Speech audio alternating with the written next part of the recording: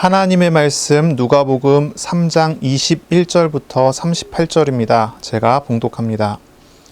백성이 다 세례를 받을새 예수도 세례를 받으시고 기도하실 때에 하늘이 열리며 성령이 비둘기 같은 형체로 그의 위에 강림하시더니 하늘로부터 소리가 나기를 너는 내 사랑하는 아들이라 내가 너를 기뻐하노라 하시니라. 예수께서 가르치심을 시작하실 때에 30세쯤 되시니라. 사람들이 아는 대로는 요셉의 아들이니 요셉의 위는 헬리요 그 위는 마따지요 그 위는 레위요 그 위는 멜기요 그 위는 얀나요 그 위는 요셉이요 그 위는 마따디아요 그 위는 아모스요 그 위는 나훔이요 그 위는 에슬리요 그 위는 낫게요 그 위는 마하시요 그 위는 마따디아요 그 위는 서머인이요 그 위는 요색이요 그 위는 요다요 그 위는 요하나니요 그 위는 레사요 그 위는 스룹바벨이요 그 위는 스알디엘이요 그 위는 네리요 그 위는 멜기요 그 위는 앗디요 그 위는 고삼이요 그 위는 엘마담이요 그 위는 에르요 그 위는 예수요 그 위는 엘리에서요 그 위는 요림이요 그 위는 마따이요 그 위는 레위요 그 위는 시므온이요 그 위는 유다요 그 위는 요셉이요 그 위는 요남이요 그 위는 엘리야김이요 그 위는 멜레아요 그 위는 멘나요 그 위는 마따다요 그 위는 나단이요 그 위는 다윗이요 그 위는 이세요 그 위는 오벳이요 그 위는 보아스요 그 위는 살몬이요 그 위는 나손이요 그 위는 아미나답이요 그 위는 아니요 그 위는 헤스론이요 그 위는 베레스요 그 위는 유다요 그 위는 야곱이요 그 위는 이삭이요 그 위는 아브라함이요 그 위는 데라요 그 위는 나홀이요 그 위는 수룩이요 그 위는 르위요 그 위는 벨렉이요 그 위는 헤버요 그 위는 살라요 그 위는 가하난이요 그 위는 아박사시요 그 위는 셈이요 그 위는 노아요 그 위는 레멕이요 그 위는 무두셀라요 그 위는 에녹이요 그 위는 야렛이요 그 위는 마할랄렐이요 그 위는 가이난이요 그 위는 에노스요 그 위는 셋이요 그 위는 아담이요 그 위는 하나님이시니라. 아멘. 오늘 말씀은 누가복음 3장 21절부터 38절입니다.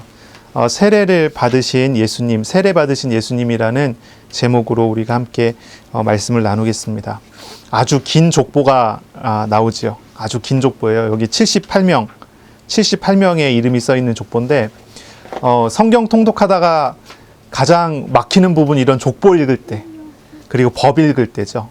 법전을 쭉 읽다 보면 내가 이걸 왜 읽어야 되는지, 무슨 의미인지, 나는 어디에 있고 성경은 어디에 있고 이제 자기의 위치를 찾을 수가 없게 되죠. 혼미하게 되고 자게 됩니다.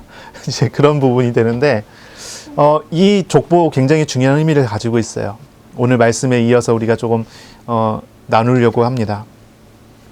우리가 이제 지식을 가지고 자꾸 이렇게 반복을 하고 이야기를 하면 지루해지기 쉽죠. 식상하기 쉽습니다. 그런데 우리를 만나주시는 하나님은 만나면 만날수록, 경험할수록, 경험적으로 알아가는 모든 행동 속에서 이건 식상하지 않고요, 지루하지 않아요. 계속 새롭고, 더욱 새롭고 재미있습니다. 과거에도 알았었는데 지금 알아가면 알아갈수록 더욱 깊어져요. 지식으로 아는 것과 머리로 아는 거죠. 이성으로 아는 것과 경험적으로 아는 것은 굉장한 차이가 있어요. 이것을 우리가 말씀을 들을 때마다 생각을 해봐야 돼요. 우리 교회 말씀은요, 계속 반복입니다. 계속 반복이 돼요. 반복과 또 반복이에요. 특히 이제 누가복음 우리가 읽고 있는데 우리가 마태복음도 그랬고 마가복음도 그랬고 요한복음 때도 그랬지만 계속 반복을 해요. 반복과 또 반복입니다. 마태도 계속 반복했어요. 마가도 반복했죠. 이 누가도 반복해요. 계속 반복합니다. 왜 반복하냐면 지식을 알리려고 하는 게 아니에요. 이렇게 우리에게 찾아오신 하나님을 만나려고 하는 거예요. 이걸 우리가 알아야 되죠. 우리가 잘 생각해 봐야 돼요. 잘 이해해 봐야 돼요. 말씀을 들을 때마다 생각해야 돼요. 저거 저번에 했던 얘기인데 이렇게 들으면 안 돼요. 어떤 목사님은 이제 전에 했던 얘기를 하지 않기 위해서 굉장히 노력을 해갖고 애써갖고 막 스트레스를 엄청 받으시면서 설교 준비를 하시는 분들이 있대요. 왜냐하면 이제 전에 했던 설교를 하면 찾아온대요. 찾아와서 얘기한대요. 전에 했던 얘기 아닙니까? 왜 목사님은 우리가 사례도 드리고 우리가 이렇게 많이 도와주는데 이렇게 성경 연구를 안 하십니까? 그러면서 막 뭐라고 한다는 거예요. 우리 교회는 아무도 그런 사람이 없습니다. 말씀은요, 반복이 돼요. 왜 반복이 됩니까? 만나야 되기 때문이에요. 경험적으로 알아야 되기 때문이에요. 머리로 지식으로 아는 건 아무 소용이 없어요. 그냥 지식일 뿐이에요. 우리가 말씀을 들으면서 뭔가 지루해지고 뭔가 이렇게 식상하게 되고 그런다면요, 내가 지금 하나님 만나지 않고 있다고 생각해야 돼요. 이게 중요해요. 물론 설교자가 조리 있게 재미있게 즐겁게 식상하지 않게 잘 말하는 것도 굉장히 중요해요. 저도 그 부분을 굉장히 노력을 많이 합니다. 하지만 우리가 정말 중요하게 더 근본적으로 생각해야 되는 건 그거예요. 내가 말씀을 들을 때, 예배를 드릴 때 하나님을 만나고 있는가? 아니면 지식을 듣고 뭔가 이론을 배우고 있는가? 이걸 생각해야 돼요. 저도 그 부분을 굉장히 조심해야 되겠죠. 설교자가 굉장히 조심해야 되겠죠. 제가 이론을 말하고 있다면 전 잘못된 설교자인 거예요. 그러나 그렇게 일하고 계시는 하나님을 증거하고 있다면 제대로 하는 거죠. 듣는 우리도 그렇고 말하는 저도 그렇고 우리가 함께 하나님을 알아가는 데 집중하고 하나님을 찾아가는 데 집중해야 돼요. 이게 굉장히 중요한 부분이에요. 또 이 만남이라는 것도 중요합니다. 우리가 분명히 하나님을 만나는데 이 만남이 정말 이게 어떤 표면적인 껍데기의 만남이 될 수도 있어요. 우리는 그렇게 되면 안 되고요. 인격적인 깊은 만남이 돼야 돼요. 그래서 우리가 지식을 아는 게 아니라 하나님을 만나야 되고 이 만남은 표면적인 만남이 아니라 인격적인 만남이어야 되는 거예요. 그래서 우리가 가족 간에 이제 만남을 하게 됩니다. 그렇죠? 가족 간에 이제 제 아내가 회사에 갔다가 집에 들어오면 이제 아이들을 만나요. 이제 우리 가족은 조금 화목해서 제 아내가 이제 저 멀리서 또각또각 걸어오는 소리가 들려요. 다른 사람 발걸음 소리는 안 들리는데 제 아내 발걸음 소리는 잘 들려요. 이제 좀 시끄럽게 걸어오는 것 같아요. 예, 저 멀리서부터 이제 엘리베이터에서부터 걸어오는데 또각또각 소리가 들리면요, 아이들이 엄마다! 그리고 저 현관문 앞에 다 줄 서갖고 기다리고 있어요. 눈을 동그랗게 뜨고. 엄마가 딱 들어오면 엄마 반갑다고, 엄마 왔다고 막 즐거워하면서 우리 하연이는 가방을 달라고 그래요. 뭘 사왔는가 보려고. 우리 하연이는 엄마를 기다리는 걸까요? 아니면은 뭐 과자, 뭐 먹을 거 사온 거를 기다린 걸까요? 잘 모르겠어요. 둘 다 좋아하는 것 같긴 한데. 이제 제가 뭘 얘기하는지 아시겠죠? 인격적인 만남이냐? 표면적인 만남이냐? 우리가 하나님을 알려고 나와서 하나님을 만나는 이게 중요하거든요. 그런데 사람들은요, 하나님을 만나려고 하지 않아요. 하나님 앞에 나왔는데 지식으로 듣지는 않는, 거기까지 굉장한 큰 성공이죠. 근데도 하나님을 만나야 된다고 얘기하는데 하나님을 만나려고 하지 않고 뭘 만나려고 하냐면 축복을 만나려고 하는 거죠. 엄마가 사갖고 오는 과자, 이걸 만나려고 하는 거예요. 내가 즐거워하고 내가 만나려고 하는 거는 과자예요, 과자. 하나님 앞에 나와서 예배를 드리면서 내가 받으려고 하는 거는 하나님이 나에게 주실 만한 축복, 평안함, 행복, 사랑. 하나님을 만나는 게 아니라 사랑을 만나려고 하는 거죠. 그래서 우리가 이런 질문을 해요. 하나님께 기도하는데 사랑의 하나님을 구하느냐, 하나님의 사랑을 구하느냐. 기도하잖아요. 응답 달라고 기도하잖아요. 많은 사람들은 하나님의 응답을 기대하고 기도해요. 그런데 우리는 그러면 안 되죠. 그건 표면적인 만남이에요. 껍데기예요. 응답을 주시는 하나님을 만나야 돼요. 응답 때문에 기쁠까요? 하나님 때문에 기쁠까요? 이게 중요한 거예요. 하나님의 사랑이라고 하면 이게 굉장히 좋은 것처럼 보이지만 사실은 이게 하나님을 바꿀 만한 우상이 되기 쉬워요. 하나님의 응답이라고 하는 것도 마찬가지죠.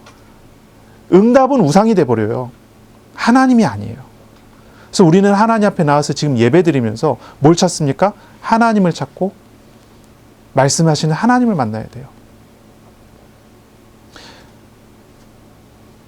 예전에 이제 보면요, 저는 지난번에 제가 있었던 교회에서는 굉장히 성도도 훈련을 잘 시켜갖고요, 예배 시간에 다 노트를 들고요, 필기구를 딱 들고 앉아갖고 말씀을 들으면서 필기를 열심히 해요. 하나님의 말씀을 받겠다. 그래서 그 말씀을 가지고 기도해서 응답받아야 되니까요. 하나님의 약속을 듣겠다는 거죠. 그래서 제가 한동안은 계속 그 반복된 그 설교를 했어요. 하나님의 말씀을 붙잡으면 안 된다고. 말씀하시는 하나님과 동행해야 된다고. 현장에서 우리가 살아가면서 기도하는 게 하나님의 말씀에 응답을 따라가서 응답을 달라고 기도하면 안 된다고요. 그렇게 말씀하신 하나님께서 나하고 어떻게 만나주시는지를 찾아야 된다고요. 이 설교를 한참을 했더니 사람들이 이제 노트 필기를 안 하기 시작을 하더라고요. 뭐가 맞는지 모르겠어요. 필기하는 게 더 좋죠. 열심히 필기해서 필기한 그것을 가지고 이렇게 말씀하신 하나님이 나랑 어떻게 함께 하시는지 찾아가는 과정. 이게 좀 중요하겠죠. 우리가 단편적으로 들으면 안 돼요. 우리 전체적으로 들어야 돼요. 우리가 하나님을 만나는 것. 이게 굉장히 중요해요. 갈수록 새롭고 갈수록 재미있는 삶이 그 안에 풍성하게 나타난다는 것이지요. 자, 오늘의 누가복음입니다. 이 누가복음에 누가라는 사람이 이제 의사 누가죠. 이 의사 누가가 바울과 함께 사역을 했던 의사 누가가 계속 반복하고 또 반복하고 반복하는 굉장히 핵심적인 내용이 있어요. 처음부터 시작해서 지금까지 이제 3장까지밖에 안 왔는데 벌써 우리가 이 3장까지 오면서요 계속 반복하고 또 반복했어요. 한 문단이 끝날 때마다 그것이 계속 반복됐어요. 그게 뭡니까? 두 가지였어요. 첫째는 뭐냐면 바로 그분은 누구신가? 예수님의 신분에 대한 거죠. 또 한 가지는 뭐냐면 바로 그분이 무슨 일을 하시는가? 이거를요 끝없이 반복해요. 끝없이.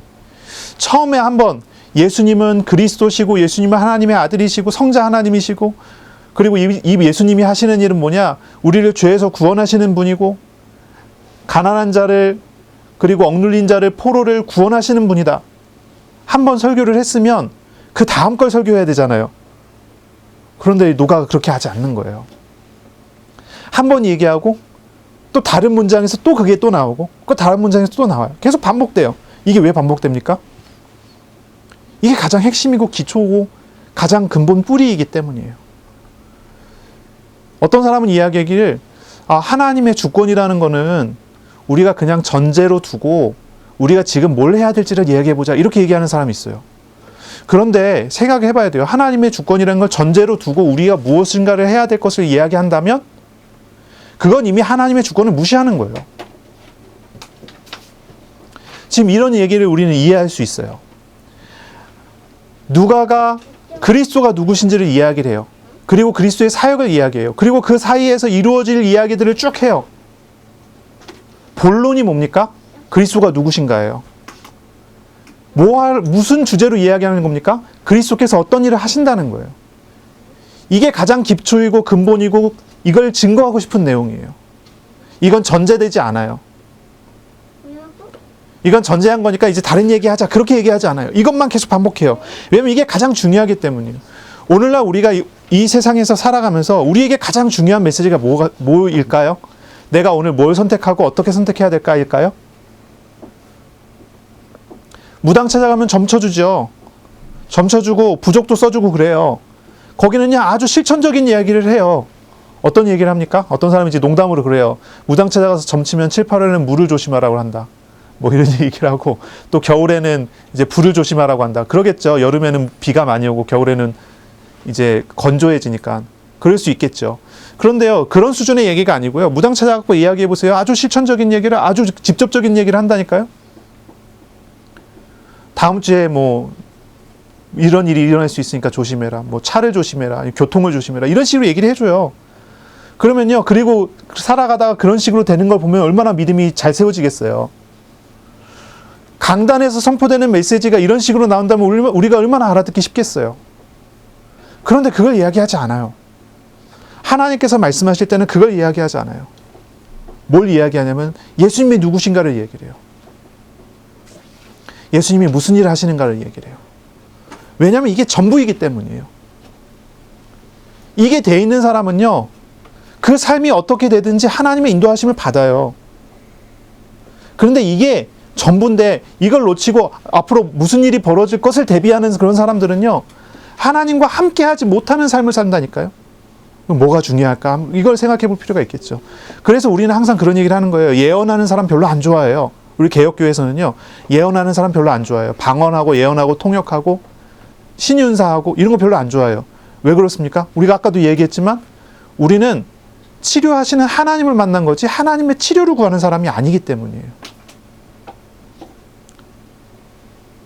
말씀하신 하나님이 말씀하신 대로 나랑 동행하시는 하나님을 경험하는 것이지 말씀의 성취, 어떤 그 성취를 따라가는 사람이 아니기 때문이에요.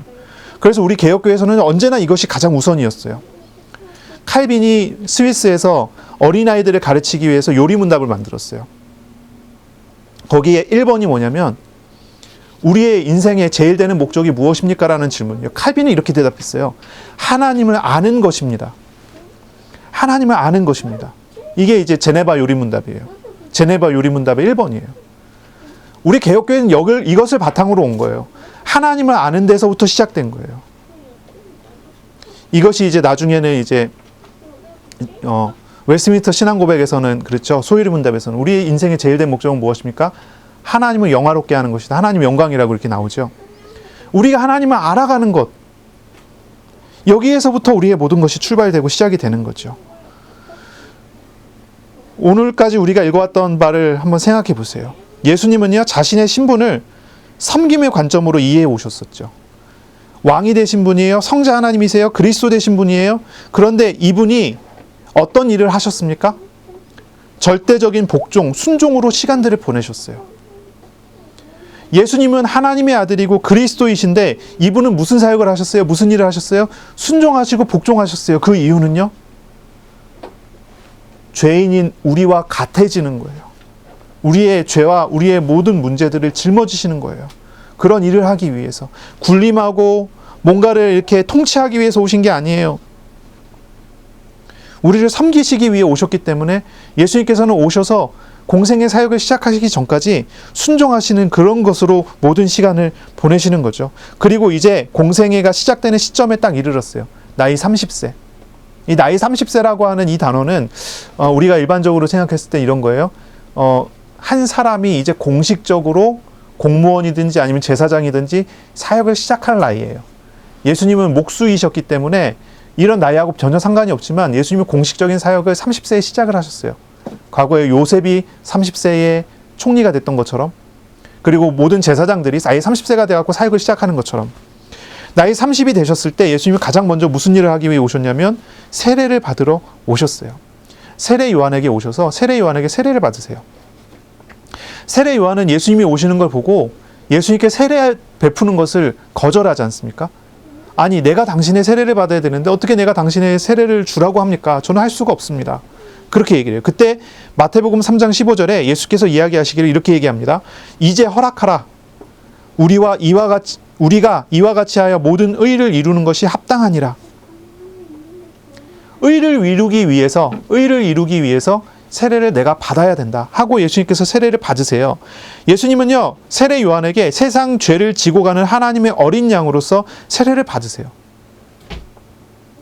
예수님은 세례 받음으로 세상 죄를 담당하셨음을 공적으로 확증하시고 그 공생애를 시작을 하신 거예요. 그리고 세례 받은 다음에 예수님께서 기도를 하십니다. 기도하세요.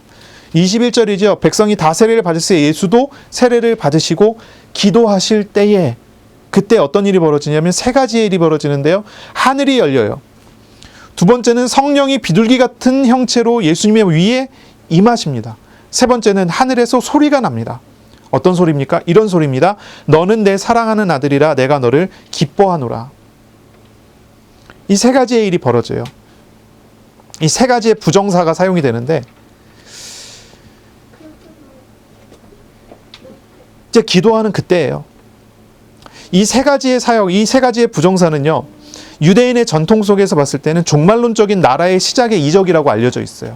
그러니 이 성경을 읽는, 이 내용을 읽는 유대인들은 어떻게 느끼냐면, 아, 이제 세상의 끝이 왔구나, 이렇게 느끼는 그런 사건이 벌어진 거예요. 하늘 문이 열리고 성령이 내려오고 하늘에서 소리가 나요. 이 하늘의 문이 열렸다라고 하는 이 구절을 우리 생각해 보면 가장 비슷한 데가 어디냐면 에스겔서 2장이에요. 에스겔이 하나님을 만날 때 나타났던 그런 사건이죠. 하늘에서 소리가 나고 능력을 주는 영이 나와서요, 선지자 에스겔에게 사명을 부여하는 그런 장면이 있어요. 이런 비슷한 장면이 나오는데 이제 하지만 차이가 있죠. 에스겔은 하나님의 은혜를 입은 것이라 한다면 예수님은 이 장면을 통해서 자신이 성자 하나님이며 그리스도이심이 나타나는 그런 장면이 되죠. 그리고 두 번째, 성령의 부으심이 나타납니다. 성령께서 비둘기 같은 형체로 예수님의 머리 위에 강림하시게 되는데요. 왜 비둘기일까? 이런 질문을 우리가 할 수 있어요. 이 비둘기인 이유는 비둘기가 전령, 그러니까 이제 뭐 소식을 전해주는 전령의 역할을 하는 거예요. 하나님께서 이스라엘에게 한 가지의 소식을 전해주는 거예요. 그 소식은 뭡니까? 이제 하늘에서 나는 소리를 통해서 우리가 알 수 있죠. 이는 내 사랑하는 아들이라 내가 너를 기뻐하노라 라고 하는 바로 그런 소리. 예수님이 하나님의 아들이요. 예수님이 하나님의 아들이라는 거예요. 하나님과 같으신 분, 신성을 가지신 하나님이라는 얘기예요. 성자 하나님이라는 표현. 이것이 하나님의 기쁨이에요. 예수님께서 세례를 받으시는 게 하나님의 기쁨이에요. 예수님께서 세상의 죄를 지고 가는 어린 양으로서 세례를 받으셔야 된다는 것이 하나님의 기쁨이에요.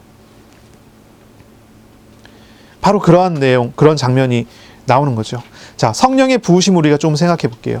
이 성령의 부으시는 장면은 이사야서 42장이나 이사야서 61장을 통해서 우리가 조금 연결해서 생각해 볼 필요가 있어요. 성령이 부어지는 이 장면은 이사야 42장 1절부터 4절까지를 보면 이런 구절이 있거든요.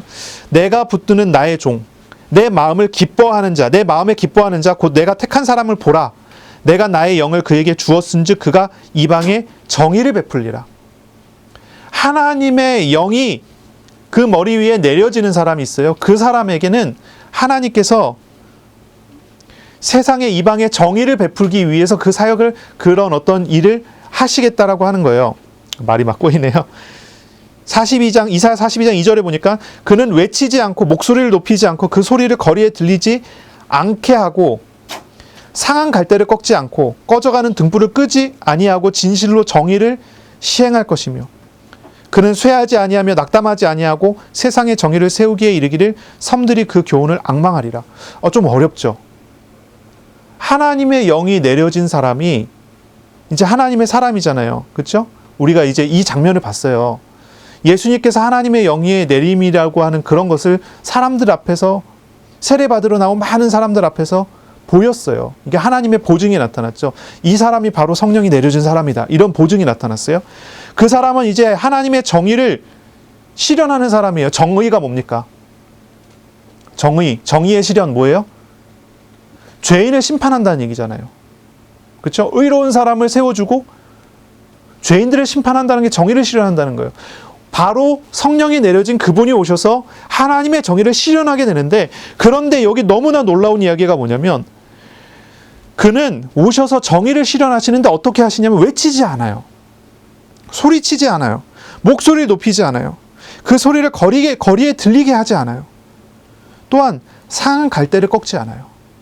꺼져가는 등불을 끄지 않아요. 너무 이상하지 않습니까? 상한 갈대, 죄인을 이야기하거든요. 죄인과 같은 우리를 얘기하거든요. 상한 갈대를 꺾어야 되잖아요. 정의를 실현하러 오셨으면. 정의를 실현하러 오셨으면 상한 갈대를 꺾어버려야 되거든요. 죄인을 심판해야 돼요. 근데 상한 갈대를 꺾지 않아요. 꺼져가는 등불이 있어요. 꺼져가는 등불 같은 인생을 이야기하죠. 죄인의 인생을 이야기해요. 그걸 끄지 않아요. 심판하러 오셨으면 이제 더 이상 유예는 끝났으니까 꺼버려야 되는데 끄지 않아요. 목소리도 높이지 않고 그 소리를 거리에 들리게 하지도 않고 또 상한 갈대를 꺾지도 않고 꺼져가는 등불을 끄지도 않고 정의를 실현하겠대요.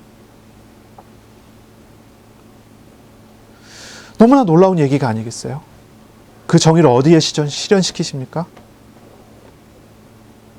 세상의 죄를 지고 가는 그런 방식으로 실현하시는 거예요. 예수님께서 세례를 받으신 직후에 세례를 받으시고 기도하시는 그 자리에 바로 구약성경 이사야 42장의 성경의 성취가 바로 예수님으로부터 나타난다는 거예요. 예수님의 세례는요, 죄 회개한 사람에게 주는 자유를 선포하는 그런 세례가 아니에요. 죄인들은 예수님께 나와서 회개의 세례를 받지만 예수님은 그런 세례가 아니에요. 세상의 죄를 지고 가는 하나님의 어린 양으로서 보이는 그런 세례. 이제 이 세상에 예수님께서는 정의를 실현하실 거예요. 어떻게 실현하십니까? 예수님께서 십자가로 가시는 그런 모든 과정으로 그런 정의의 실현을 나타내시는 거죠. 또한 이사야서 61장 1절입니다. 주 여호와의 영이 내게 내리셨으니 이는 여호와께서 내게 기름을 부으사 가난한 자에게 아름다운 소식을 전하게 하려 하심이라. 나를 보내사 마음이 상한 자를 고치며 포로된 자에게 자유를, 갇힌 자에게 노임을 선포하며 여호와의 은혜의 해와 우리 하나님의 보복의 날을 선포하여 모든 슬픈 자를 위로할 것이다. 바로 이러한 성령의 내림이 예수님께 있었다는 것이죠. 그리고 하늘로부터 소리가 납니다. 이는 너는 내 사랑하는 아들이라. 내가 너를 기뻐하노라. 이 하나님의 소리는요, 절대적으로 예수님의 신분과 사역에 대한 하나님의 보증입니다. 하나님의 보증하시는 거예요.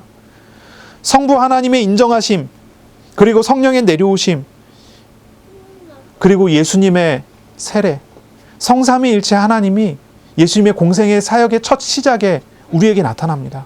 이것은요, 하나님의 절대적인 계획 아래에 있는 거예요. 그리고 성령의 사역 속에 있는 거예요. 성자 하나님의 희생으로 바로 이 삼위일체의 사역이 전개가 되는 것이죠.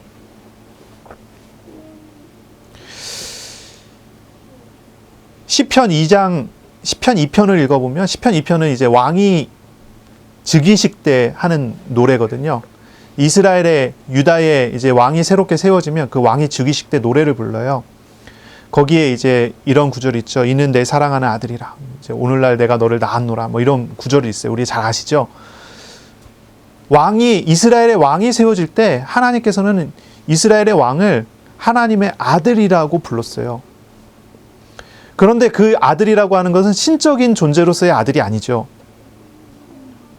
피조물로서 하나님의 아들로, 양자로서의 아들이죠. 그러나 그 이스라엘의 왕은 기름 부음 받은 왕으로서 장차 올 메시아 그리스도를 예표하는 그런 왕이에요. 그러니까 이제 좀 달라요. 하나님의 아들이다라고 하는 구절 이제 몇 군데 있어요. 하나님의 아들에 대해서 이야기하는 구절이 몇 군데 있어요. 이스라엘의 왕이 세워질 때 이스라엘 왕을 하나님의 아들로 부르기도 했어요. 또 오늘 성경 구절에 38절 제일 마지막에 나오면 이런 구절이 있거든요. 아담 그 위는 하나님이다. 이렇게 나오는데 그 위라고 하는 그 단어가 이제 원어로 찾아봤을 때는 그 아들이라고 읽어도 돼요. 그러니까 하나님의 아들, 누가 하나님의 아들입니까? 아담이 하나님의 아들이에요. 아담. 하나님이 창조하신 첫 번째 사람 아담. 이 사람이 하나님의 아들이에요. 그리고 이스라엘의 왕도 하나님의 아들이라 불렀고, 또 이제 네피림 시대 때 보면은 거기도 하나님의 아들이라고 하죠. 하나님의 아들들이 사람의 딸들의 아름다움을 보고 아내로 삼아 결혼한 그런 장면 나오죠. 그리고 또 우리가 오늘날 뭐라고 합니까? 예수님이 영접해서 믿은 사람을 하나님의 아들이라 부르죠. 하나님의 자식이라 부르죠.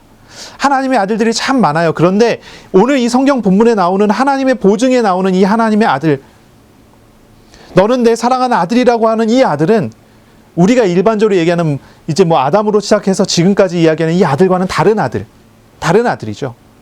달라요. 예수님은 하나님의 진실한 아들이세요.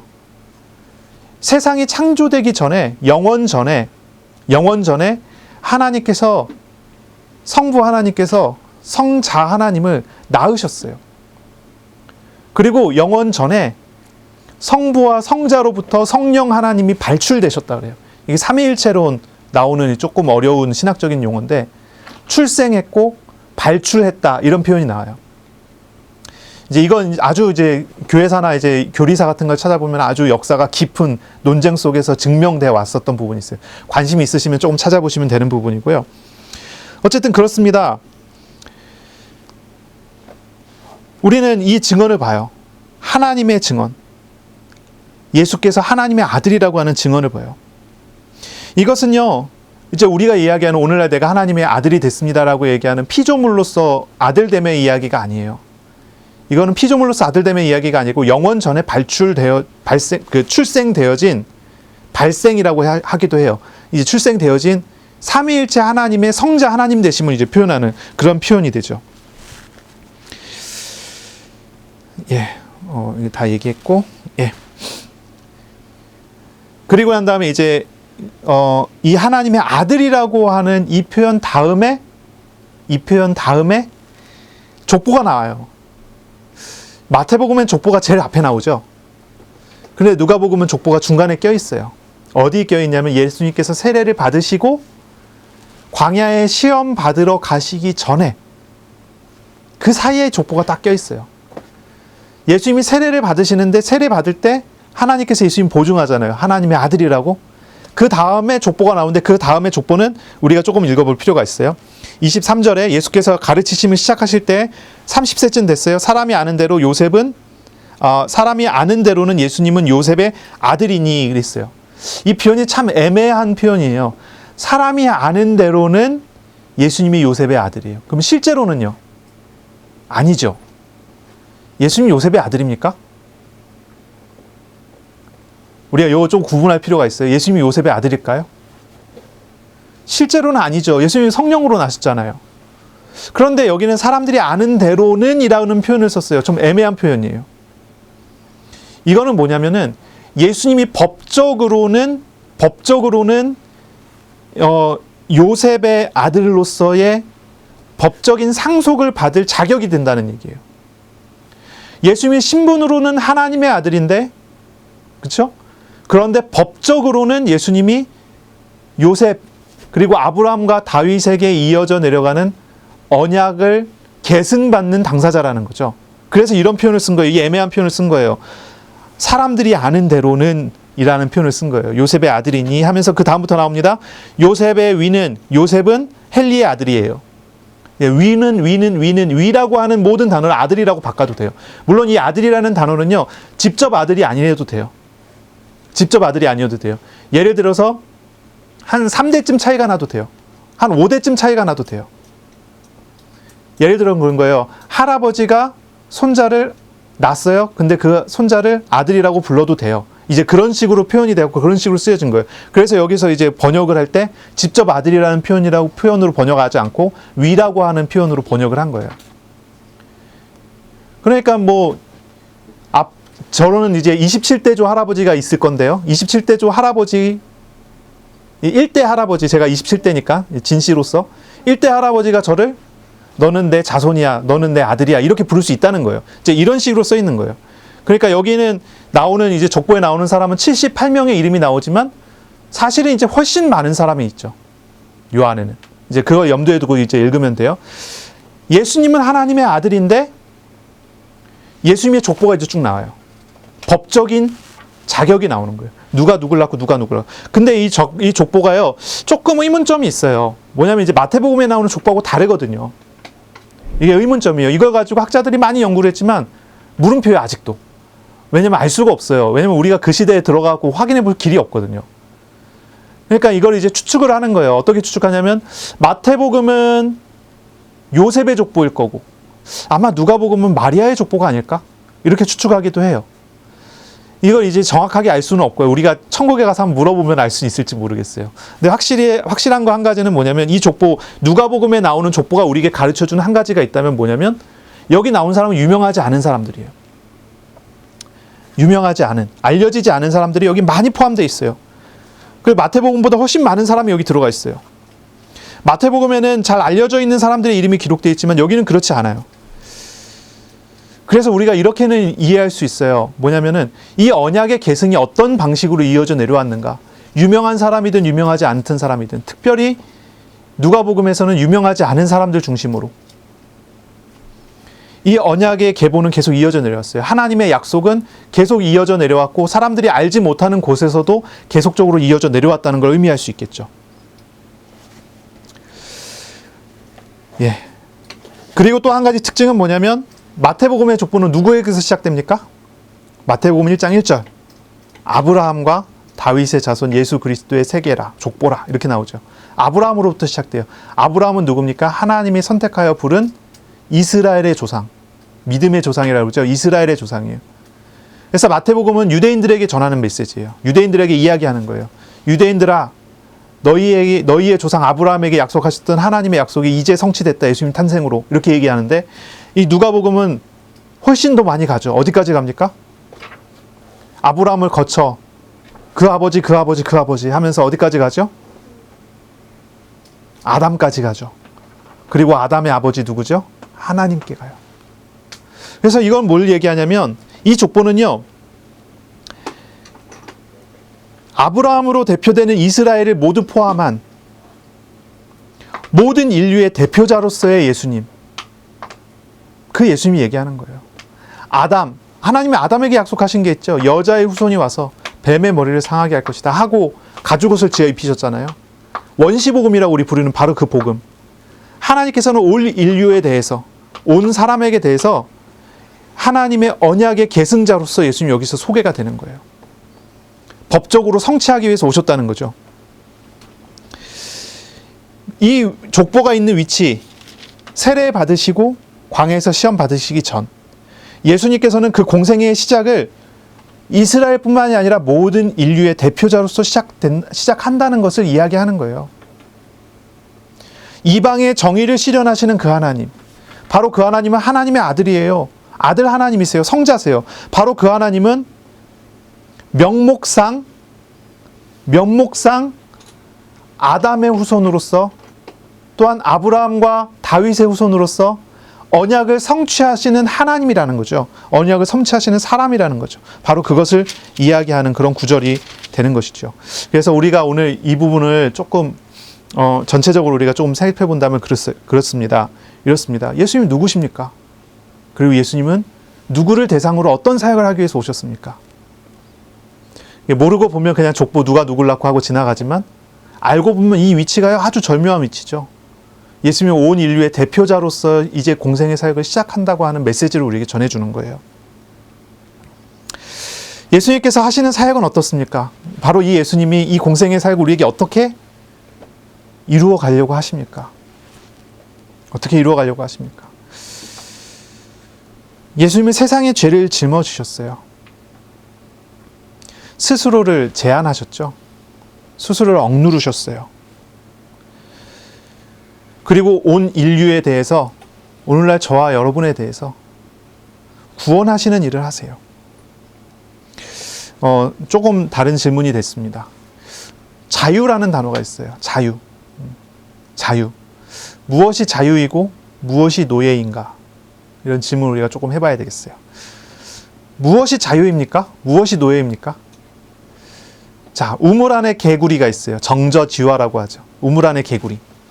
이 개구리는요, 평생을 보면서요, 우물만 보고 산 거예요. 우물로 보이는 그 하늘이 전부라 생각하고, 우물 안에 있는 세상이 전부라 생각하고 사는 거죠.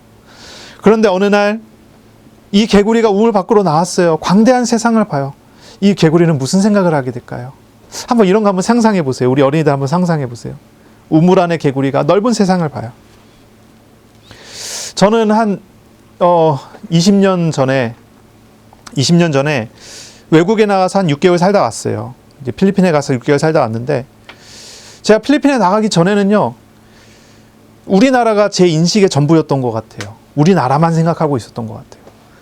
근데 막상 필리핀에 나가서 한 6개월 살다가 들어와 보니까 제 인식 속에, 제 생각 속에 우리나라가 전부가 아닌 거 있죠. 외국에 나와서 살다 보니까 우리나라가 전부가 아닌 거예요. 제 인식이 굉장히 많이 커졌어요. 학생들을 보다 보면은 어떤 학생들은요, 공부가 자기의 인생의 전부인 것처럼 생각하는 학생들이 있어요. 그래서 성적이 안 나오면은 죽을 것만큼 절망하기도 하고, 뭐 그러기도 하죠. 그런데 이런 학생들이 대학에 가면요, 성적이 전부가 아니라는 거 알게 되죠. 성적보다 훨씬 더 크고 중요한 게 있다는 거 알아요. 그런데 그 학생이 대학을 졸업하고 직장에 취직해 보면요, 더 넓은 세상이 있어요. 더 넓은 세상. 취직해서 보면요, 더 달라지는 거예요. 그러다가 또 아이를 낳으면 또 달라져요. 세상이 점점 바뀌죠. 보는 것도 달라지고 세상도 달라지고 세상이 달라져요. 제가 20년 전에는 못 느끼던 게 지금 느껴지는 게 있어요.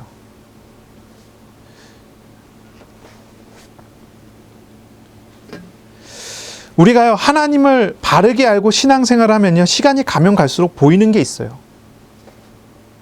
그게 전도서의 말씀 속에서 나오는 내용이죠. 평생을 하나님과 동행했었고, 또 우상도 중간에 타락해서 섬겼었던 경험이 있었던 솔로몬. 이 솔로몬이 전도서를 썼어요. 뭐라고 합니까? 이렇게 얘기합니다. 헛되니 모든 것이 헛되도다. 그렇게 얘기를 했어요. 솔로몬이 살아가면서요, 육신적인 것, 거기에 얽매였었던 삶을 기억하고 추억해보는 거예요.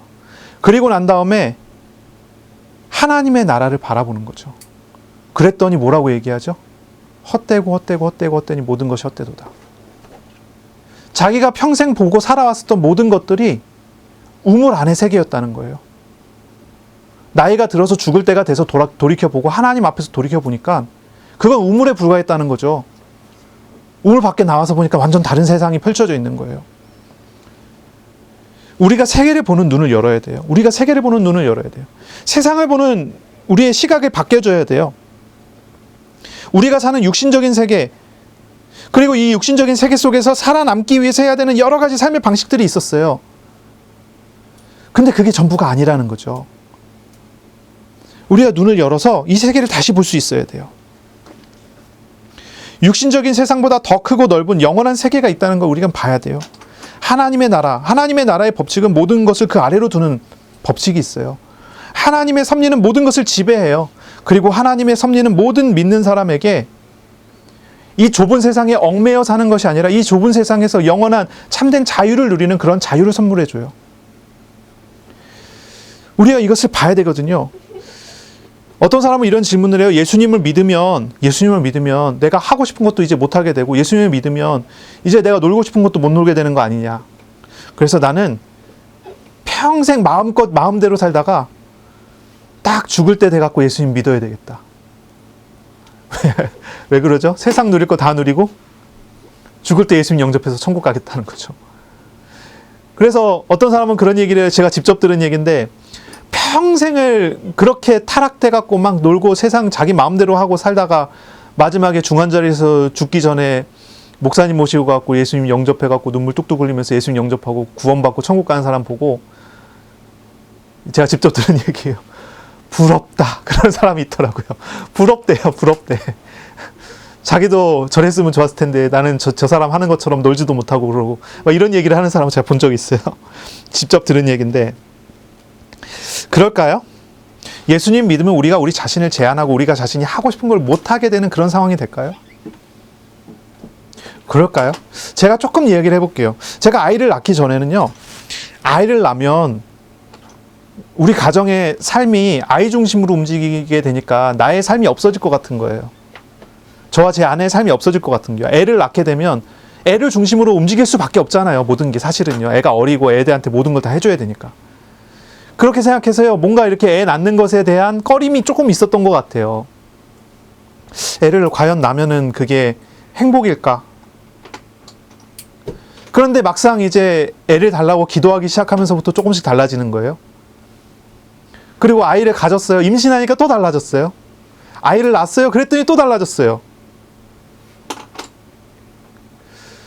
애가 셋이 됐어요. 또 달라졌어요. 제가 공부를 마치고 학위를 받고 집에 와서 제가 아이 셋을 전담으로 보기 시작하는데 또 달라졌어요. 뭐가 달라졌냐면 제 삶이 좁아진 게 아니라 제 삶이 넓어진 거예요.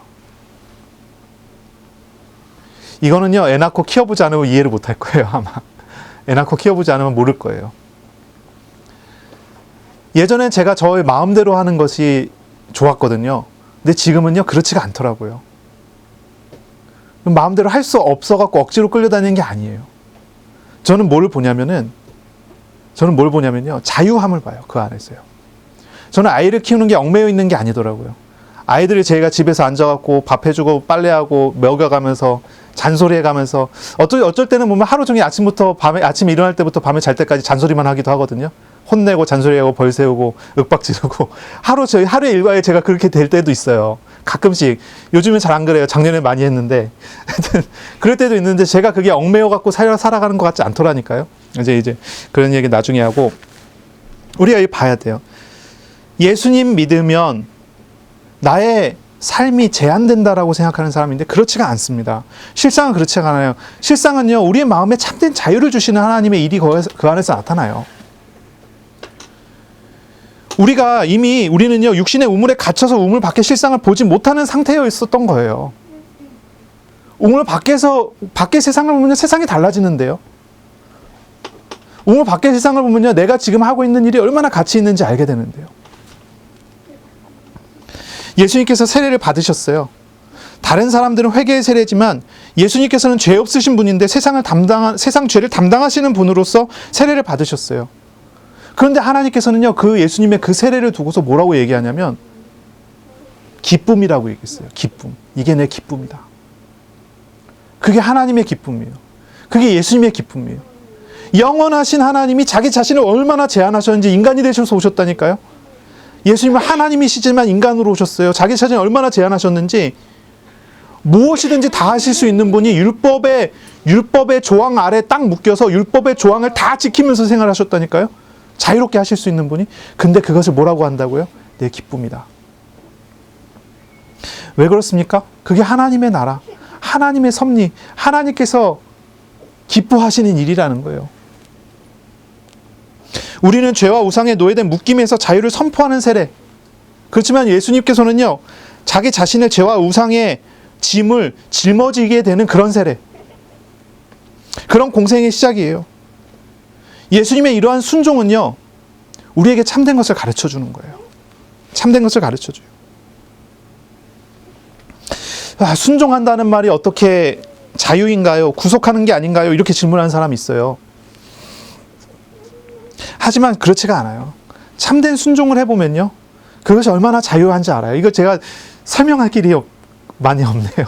뭔가 이거를 막 이야기하고 싶은 게 있는데 제가 이제 말의 표현이 잘 안 되네요. 제가 하나님 앞에 기도하면서 하나님의 인도를 받아보니까요, 이게 얼마나 놀라운 은혜인지 몰라요. 하나님께서 우리를 인도하시는 방식이, 하나님이 저를 인도하시는 방식이 저를 로봇처럼, 기계처럼, 아니면 컴퓨터에 무슨 프로그램처럼 공식을 넣어서 실행시키는 그런 방식이 아니에요. 하나님께서 이렇게 규정을 정해놨으니 순종해라, 그럼 복 주겠다, 이런 방식이 아니에요. 제가 하나님과 동행하며 살아보니까요, 전혀 달라요. 하나님께서 아담과 하와를 부르셨어요. 하나님께서 아담과 하와를 창조하시고 세우셨어요. 그리고 하나님께서는 아담과 하와에게 자유의지를 주셨죠.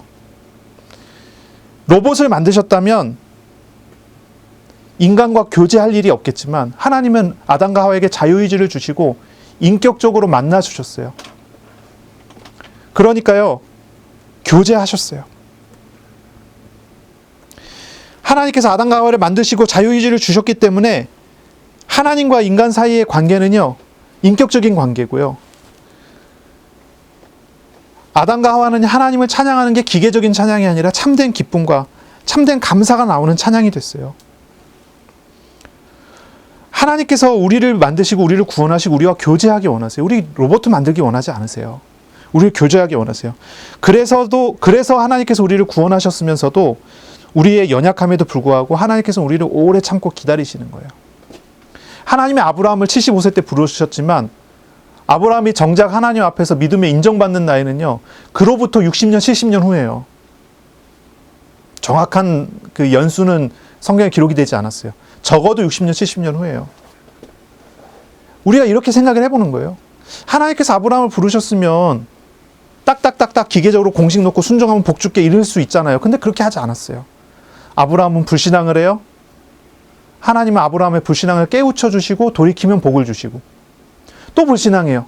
그러면 하나님께서 또 거기에 메시지 주시고 은혜 주시고 돌이키면 또 복을 주시고, 이런 과정을 60년을 반복해요. 당시 말하면은 아브라함은 60년 동안이나 하나님께 불순종했어요. 불신앙했어요. 하지만 하나님께서는 60년 동안 한 번도 아브라함을 책망하지 않고 60년 동안 기다리고 또 기다리고 또 기다리고, 그리고 아브라함이 자기 아들 이삭을 믿음으로 하나님 앞에 드릴 때 하나님께서는 아브라함의 그 믿음을 들으시고 받으시고 너무나 기뻐하셔요. 너무나 기뻐하세요. 왜냐하면 그것은 기계적인 순종이 아니에요. 기계적인 순종이 아니에요. 자기의 마음 안에서, 자기 안에서 일어나는 순종이에요. 하나님이 저를 구원하셨고 저를 인도하시는데요, 저의 부족함에도 불구하고 하나님께서 오래 참으시더라고요. 신앙생활 해가면서 보니까. 그리고 하나님 앞에서 제가 마음으로 다하여 중심을 다하여 하나님 앞에 돌아서서 순종할 때 하나님 기뻐하시고 은혜 주시는 걸 경험해요. 저는 이런 질문을 하는 거예요. 그래서 어떻게 순종이 구속일까요? 하나님께 순종하는 건 구속하는 거 아니거든요. 실상은 죄와 우상에 묶여있고 매여서 그것밖에 선택할 수밖에 없는 그런 사람을 은혜 주셔서 자신의 자유를 가지고 하나님 앞에 예배하고 하나님께 찬양하고 하나님께 순종할 수 있게 하셨다니까요. 이게 얼마나 놀라운 은혜입니까? 우리가 행해야 되는 순종은 율법주의적인 순종이 아니에요. 주님과 인격적인 만남과 동행을 통해서 나오는 자발적인 순종이죠. 이 안에는요, 너무나 놀라운 해방감이 있어요. 자유함이 있어요. 평안함이 있어요. 은혜가 있어요. 하나님과 교제하는 사람, 그 교제하는 사람은요, 이 세상에 얽매이지 않는 진짜 자유를 누려요.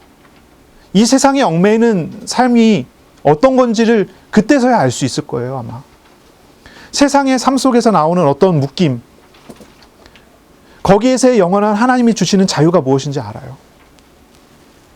예수님의 순종은 바로 우리에게 이러한 본을 보여주세요. 예수님의 순종은 우리에게 이러한 모델이 되어주세요. 우리는 예수님 안에서 참된 자유한 은혜로운 순종으로 나아갈 수 있게 되는 거죠. 우리의 순종은 가장 넓고 광대한 세계, 영원한 하나님의 나라를 누리는 것입니다. 아주 좁은 육신적인 것에 얽매여 갖고 끌려다니는 그런 삶이 아니라 넓고 온전한 세계로 나아가는 거예요. 주님과 동행하는 삶을 우리가 살아보면 이거 아주 확실하게 느껴볼 수가 있을 것입니다. 정리를 좀 해야 되겠습니다. 내가 누구인지를 알면 내가 무엇을 해야 되는지 알게 될 것입니다. 내가 하나님의 자녀라고 하는 것, 예수 그리스도 피로 값주고 산 하나님의 사람이라는 걸 내가 안다면 이제 더 이상 우리가 육신에 얽매이는 사람이 아니라 하나님과 동행한 하나님의 나라를 살아가는 사람으로 살아갈 수 있다는 것을 알게 될 거예요. 우리 주님께서는 자신의 신분을 아시고 사명을 아셨기에 하나님 앞에 순종하셨고 그걸 기쁨으로 하셨어요. 주님의 순종은 우리를 죄에서 우상에서 자유하게 하시는 은혜였습니다. 주님을 믿고 의지하면 우리는 예수님의 은혜로 말미암아 예수님의 사역으로 말미암아 죄와 우상에서 자유하게 되고 영원한 하나님의 나라를 누리는 축복을 받게 되는 것입니다. 이번 한 주간 정말로 말씀을 묵상하시기 바랍니다. 말씀하시는 하나님과 동행하는 그런 한 주간이 되시기를 바랍니다. 가는 곳마다 만나는 현장마다 하나님의 도우심과 인도하심이 있기를 축원합니다. 기도하겠습니다. 하나님 감사합니다. 예수님의 세례받는 바로 이 말씀, 예수님의 이 족보의 말씀을 통해 예수님의 순종, 예수님의 기쁨을 알게 하시니 감사합니다.